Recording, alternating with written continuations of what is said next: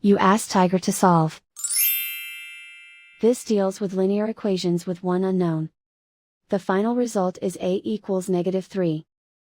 Let's solve it step by step. Simplify the expression. Group like terms. Simplify the arithmetic. Swap sides.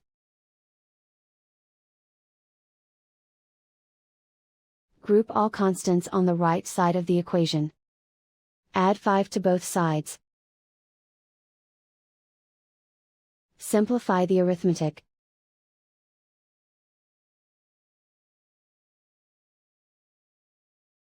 Isolate the a. Divide both sides by -5. Cancel out the negatives. Simplify the fraction.